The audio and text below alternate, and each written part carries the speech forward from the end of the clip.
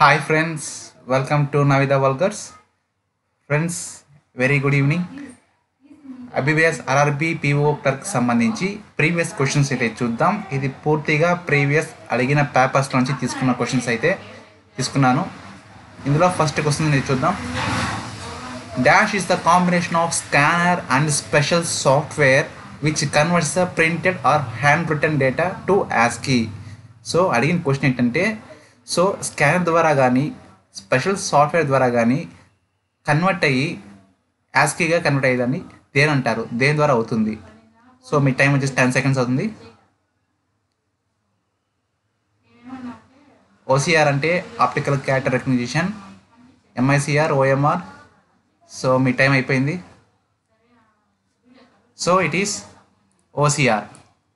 OCR అంటే it's optical character recognisation. మీకు ఇక్కడ ఇచ్చిన ఆప్షన్స్ ఏవైతే ఉన్నాయో దాన్ని తీసుకొని సెకండ్ మళ్ళీ ఇంకో క్వశ్చన్గా ఫ్రేమ్ చేస్తున్నాను. మీరు ఇబ్బంది పడాల్సిన అవసరం లేదు. ఆప్షన్స్ మాత్రం గమనించండి. Optical character recognition.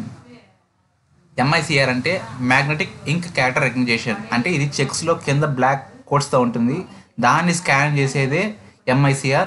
And OMR అంటే మీకు తెలిసిందే, OMR షీట్స్ ఇస్తారు మీకు ఎగ్జామ్స్లో, దాన్ని అంటారు. కింబాల్ ట్యాగ్ రీడర్ అనేది ఒక బాల్ రీడర్, అది మనకి అవసరం లేదు. సో ఇందులో ఏంటంటే కాంబినేషన్ ఆఫ్ స్కానర్ ద్వారా కానీ ఒక స్కాన్ చేయడం కానీ లేకపోతే స్పెషల్ సాఫ్ట్వేర్ ద్వారా కానీ రెండింటినీ కలగలిపి ఏదైనా యూజ్ చేస్తే దాని ద్వారా ప్రింటెడ్ మెటీరియల్ తీసుకోవడం దాన్ని OCR అంటారు.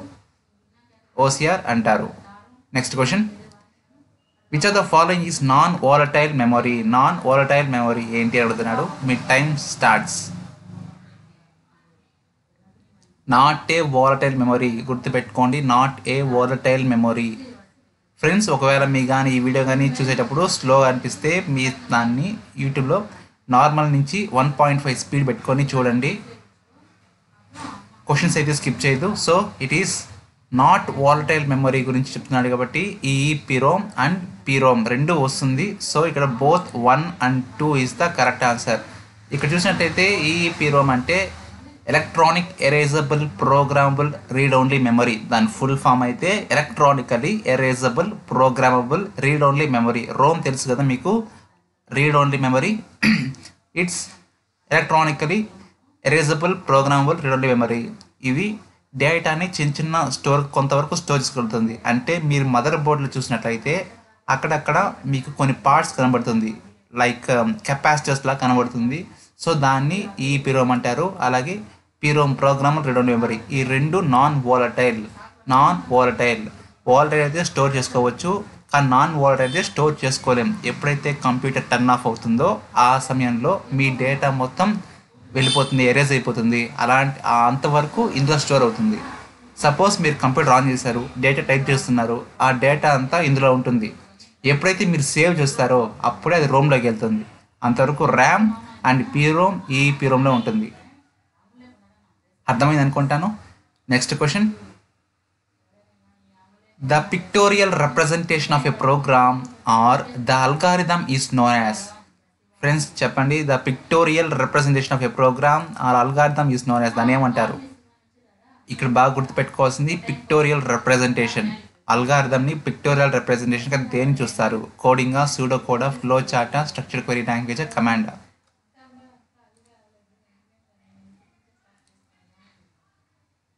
టైం అయిపోయింది. సో చూసుకోండి ఒకసారి. Coding, pseudo code, flow chart. Its pictorial representation అనేసి వాడు అదే బాగా మెన్షన్ చేశాడు. పిక్టోరియల్ రిప్రజెంటేషన్ అంటే మీరు ఏమైతే చార్ట్గా గీస్తారో, అల్గారిథమ్ని స్టెప్ బై స్టెప్గా గీస్తారో దాన్ని పిక్టోరియల్ రిప్రజెంటేషన్. దాన్ని చూసిన వెంటనే టోటల్ ప్రోగ్రామ్ ఈజీగా అర్థమవుతుంది. అలాంటి వాటిని పిక్టోరియల్ రిప్రజెంటేషన్ అంటారు. కోడింగ్ అంటే ఏమైతే కోడ్ రాస్తామో, ప్రోగ్రామ్లో ఏవైతే కోడ్ రాస్తారో దాన్ని కోడింగ్ అనేవాడిని కోడింగ్ చేస్తారంటారు. సూడో కోడ్ అనేది ఆ కోడింగ్ రాసిన తర్వాత ఆ స్ట్రక్చర్ని సూడో కోడ్ అంటారు. స్ట్రక్చర్ క్వెరీ లాంగ్వేజ్ అనేది డేటాబేస్ లాంగ్వేజ్, దాని ఇంకో పేరునే స్ట్రక్చర్ క్వెరీ లాంగ్వేజ్ అంటారు. సో ఇక్కడ అడిగింది వచ్చేసి అల్గారిథమ్ని ప్రోగ్రామ్లో పిక్టోరియల్ రిప్రజెంటేషన్గా ఎలా చేయాలి అంటే ఫ్లో చార్ట్ ద్వారా చేయాలి. Next question.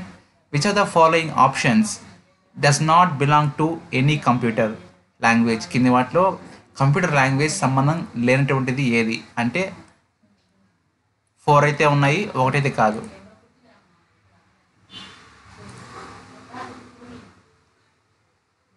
10 seconds టైం ఉంది మీకు. Does not belong to any computer language. Does not belong to any computer language.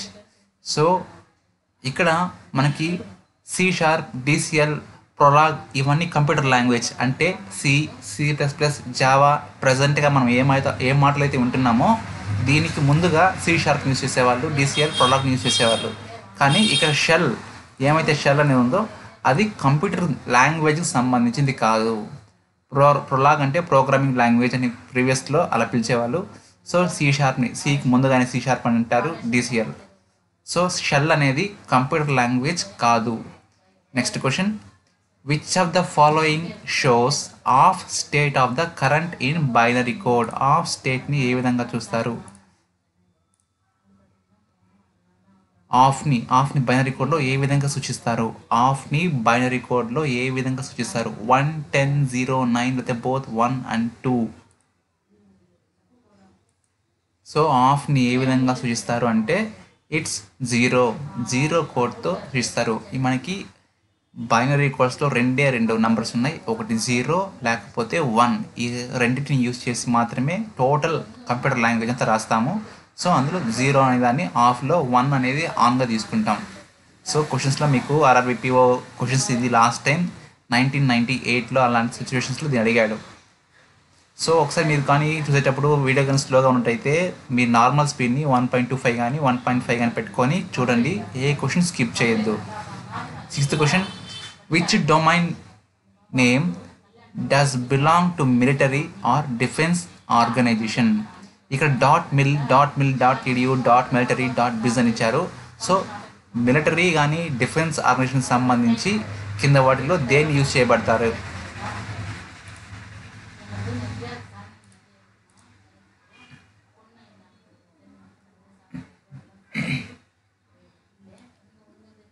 దేన్ని యూజ్ చేస్తారు? మిలిటరీకి సంబంధించి దేన్ని యూజ్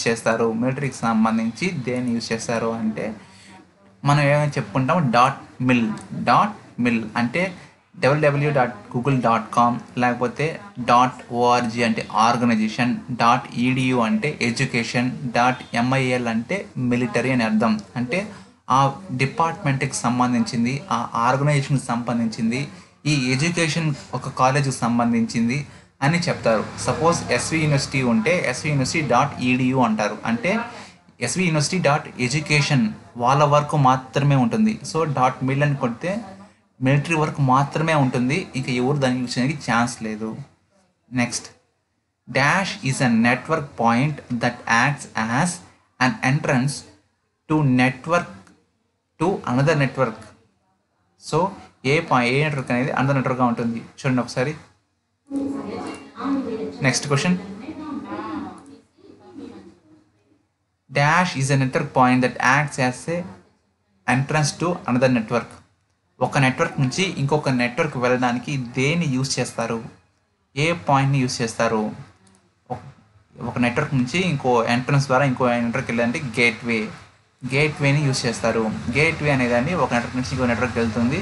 సో మీరు ఇప్పుడు ఫిషింగ్ చూసినట్లయితే ఫిషింగ్ చేస్తున్నారు అంటారు. అంటే SBI అకౌంట్లో అదేలాగా వెబ్సైట్ని క్రియేట్ చేసి దాని ద్వారా అమౌంట్ తీసుకొని మోసం చేయడమే ఫిషింగ్ అంటారు. ఇంకా సర్వర్ మీకు తెలిసిందే.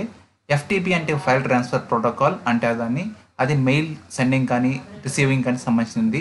ఇంకా డొమైన్ అంటే మీరు ఏ డొమైన్లో ఉన్నారు? ఫేస్బుక్ డొమైన్లో ఉన్నారా, గూగుల్ డొమైన్లో ఉన్నారా, ఇన్స్టాగ్రామ్ డొమైన్లో ఉన్నారా అనే దాని పేరే domain. What is the full form of NIC? ఇది రీసెంట్గా అడిగిన క్వశ్చన్. ఫుల్ ఫామ్ చెప్పండి. NIC ఫుల్ ఫామ్ చెప్పండి. N అంటే నెట్వర్క్ అని ఈజీగా తెలిసిపోతుంది. సో N అంటే నెట్వర్క్ సంబంధించింది అని తెలుసు మనకి, న్యూ అయితే కాదు.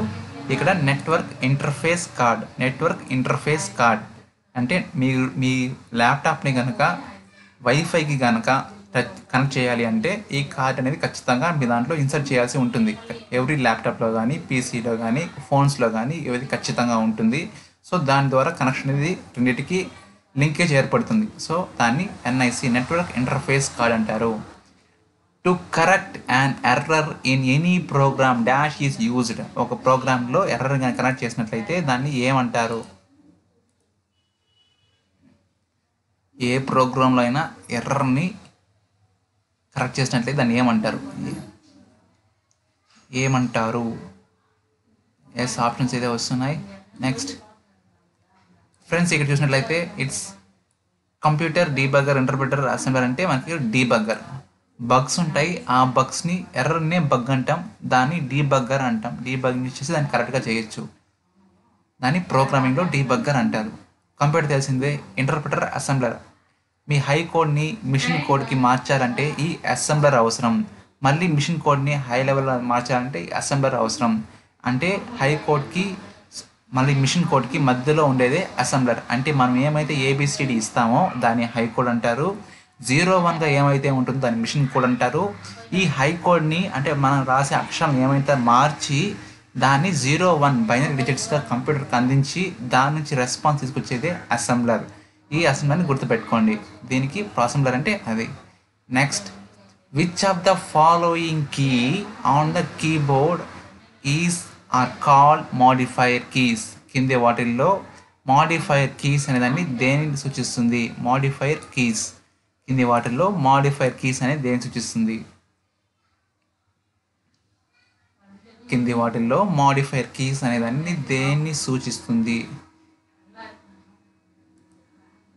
సో ఎస్, ఇక్కడ ఆల్ట్ కీ ఇచ్చాడు, కంట్రోల్ కీ ఇచ్చాడు, షిఫ్ట్ కీ ఇచ్చాడు. సో అన్ని 4th ఆప్షన్ అంటే మోడిఫైర్స్ అనేదాన్ని అన్ని కీస్ని సంబంధించింది. ఈ ఆల్ట్, కంట్రోల్, షిఫ్ట్ ఇవన్నీ మోడిఫైర్ కీస్. మీరు మోడిఫైర్ కీస్ అంటే కంట్రోల్ ఆల్ డెల్టా 2 సార్లు ప్రెస్ చేస్తే మీకు టాస్క్ బార్ ఒకటి స్విచ్ కేస్ ఓపెన్ అవుతుంది. అలాగే కంట్రోల్ ఆల్ డెలీట్ కొడితే ఇంకోలాగా, మళ్ళీ కంట్రోల్ డెలీట్ ఒకలాగా, ఇట్లాగా దీన్ని మోడిఫై చేసే విధంగా ఉంటుంది. సో ఆల్ట్ ఏ చేస్తే అన్ని సెలెక్ట్ అవుతుంది, ఆల్ట్ సి చేస్తే మొత్తం కాపీ అవుతుంది, కంట్రోల్ సి చేస్తే కాపీ అవుతుంది, కంట్రోల్ పి దాన్ని యూజ్ చేస్తాం మనం. ఇక్కడ షిఫ్ట్కి ట్యాబ్స్ కోసం యూజ్ చేస్తాం, షిఫ్ట్ ప్లస్ పైన ట్యాబ్ యూజ్ చేసినట్లయితే మూవ్ అవుతూ ఉంటుంది. సో ఇవంతా మోడిఫైర్ కీస్ అంటారు దీన్ని. సో దీన్ని modifier keys, all of these. Next question, dash is a field that threads way to analyze, systematically extract the information or otherwise deal with the data sets that are too large or complex. So దాన్ని ఏమంటారు?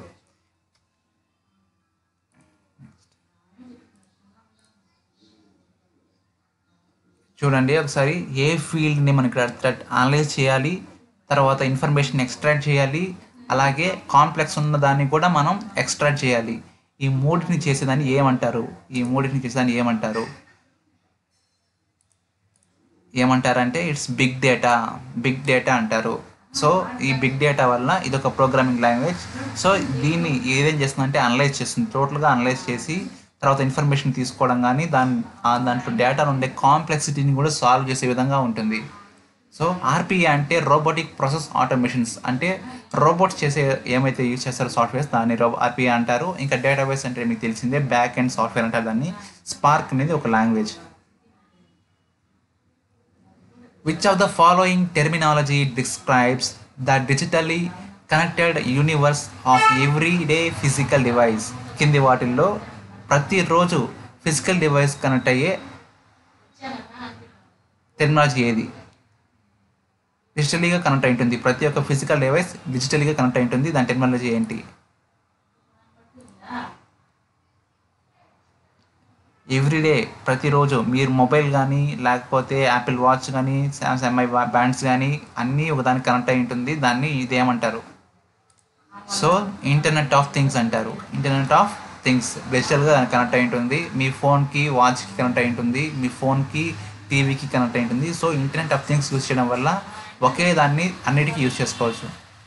Next, ఇక్కడ VPS అని పైన options చెప్పున్నాను, మీరు ఏం బాధపడకండి, దాన్ని నేను మళ్ళీ ఇంకొక క్వశ్చన్గా ఫ్రేమ్ చేసి నేను చెప్పగలుగుతాను దాన్ని. Next, dash is the delivery of different services through the internet including data storage, servers, databases, networking and software. Answer చేయండి.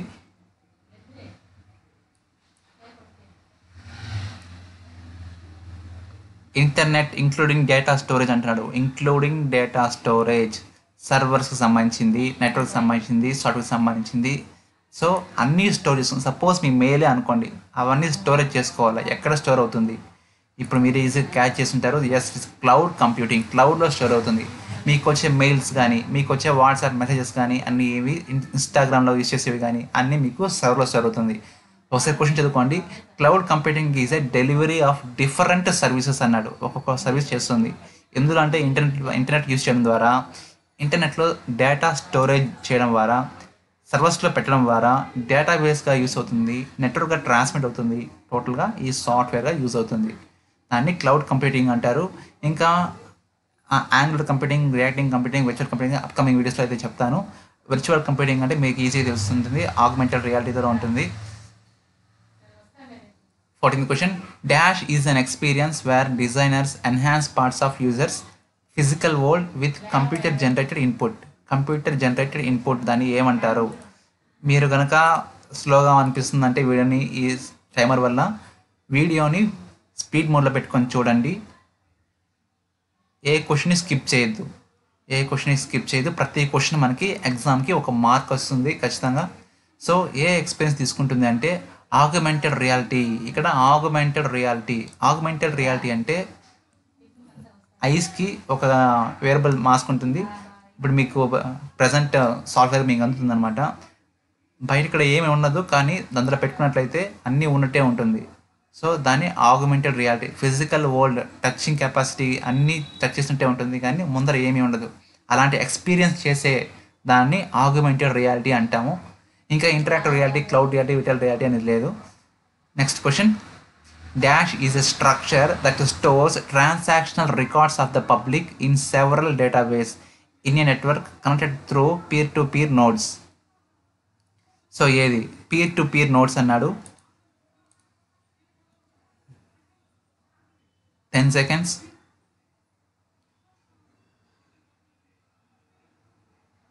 ఏ technology? It's a block chain technology. So మీరు ఏమైతే డేటాబేస్లో నెట్వర్క్ కనెక్ట్ అయి ఉంటారో దాన్ని అంతా రికార్డ్స్గా తీసుకొని స్టోర్ చేసుకునేదే block chain technology structure that stores transactional records మొత్తాన్ని సర్వర్ డేటాబేస్ నుంచి స్టోర్ చేసుకుంటుంది. It's a block chain technology. Next మీరు అది మెయిన్గా ఏటీఎమ్స్లో కానీ ఫైనాన్షియల్ సంబంధించిన అన్నింటిలో బ్లాక్ చైన్ టెక్నాలజీ అనేది యూజ్ అవుతుంది. ఇప్పుడు మన సెషన్ చూస్తే Dash is wide-ranging branch of computer science concerned with building smart machines capable of performing tasks that typically require human intelligence. కృత్రిమ మేధస్సు ద్వారా పని చేసేది ఏంటి అని అడుగుతున్నాడు. కృత్రిమ మేధస్సు అంటే మీకు అర్థమైపోయింది. సో ప్రతి ఒక్క కంప్యూటర్ కృత్రిమంగా అంటే మనిషి చేసే పనులనే కంప్యూటర్ కూడా చేయగలిగితే ఏమంటారు?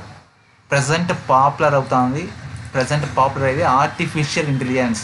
మానవుడి మేధతో సమానమైన ఆర్టిఫిషియల్ ఇంటెలిజెన్స్ అవుతుందని. Next question. IMAP protocol is used for. ఇది లాస్ట్ ఇయర్ అడిగిన క్వశ్చన్. ఇది ఆర్ఆర్బి క్లర్క్ మెయిన్స్లో అయితే అడిగారు దీన్ని. IMAP protocol is used for దేనికి యూజ్ చేస్తారు? IMAP is used for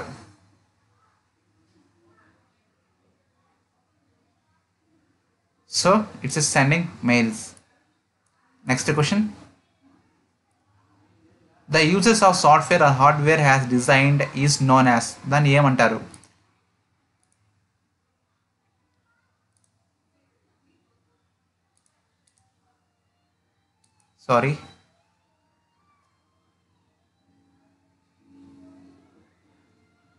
software కానీ హార్డ్వేర్ని కానీ యూజ్ చేసినట్లయితే ఎవరు యూజ్ చేస్తారు మెయిన్గా? It's a end user. ఇవన్నీ డిఫైన్ చేసిందంతా ఎండ్ యూజర్ కోసమే. సో ఇప్పుడు మీరు వాచ్ చేసే వాళ్ళు మీరంతా కలిసి ఎండ్ యూజర్ అవుతాం, మేమంతా ఎండ్ యూజర్ అవుతాం. ఎందుకంటే ఈ పక్క ఇంటరాక్ట్ అవుతుంది, సిస్టమ్తో ఇంటరాక్ట్ అయ్యే ప్రతి మనిషి it's a end user. Next question. Dash is system memory allocated to running applications. So dash is a system memory allocated to running applications. ఏ మెమరీలో అలొకేట్ అవుతుంది? System memory allocated to running అప్లికేషన్స్లో ఏది అవుతుందంటే it's a user space. User space అనేది మెమరీలో system మెమరీలో ఒక స్పేస్ అలా రన్నింగ్ అప్లికేషన్స్లో అలికేట్ చేస్తుంది. ఇప్పుడు సపోజ్ మీరు కనుక సిస్టమ్తో ఇంటరాక్ట్ అవుతున్నారు, గూగుల్ పేజ్ ఓపెన్ చేశారు, తర్వాత ఎఫ్బి పేజ్ ఓపెన్ చేశారు. సో ఎఫ్బి పేజ్ కోసం అనేసి కొంత సెపరేట్ స్పేస్, గూగుల్కి కొంత స్పేస్, మళ్ళీ బ్యాంగర్స్ డెక్ కోసం కొంత స్పేస్, అన్నిటికీ అలాట్ చేసుకుంటూ వస్తుంది. అట్లా ఇట్స్ యూజర్ స్పేస్. కుకీ అంటే మీరు ఏమైతే హిస్టరీలో కనిపిస్తున్నాయో మేమంతా సచిన్ లింక్స్ కానీ పాస్వర్డ్స్ కానీ అవన్నీ కుకీస్ అంటారు. కేష్ అంటే ఇట్స్ ర్యామ్లో కొంత భాగాన్ని కేష్ మెమరీ అంటారు. ఇంకా హార్డ్ డిస్క్ అంటే మీకు తెలిసిందే స్టోరేజ్ పర్పస్ కోసం యూజ్ చేస్తారు. Next question, last final question. Dash is the central mode of operating system. Operating సిస్టమ్కి సెంట్రల్ మోడ్ ఏది? ఆపరేటింగ్ సిస్టమ్కి సెంట్రల్ మోడ్ ఏది?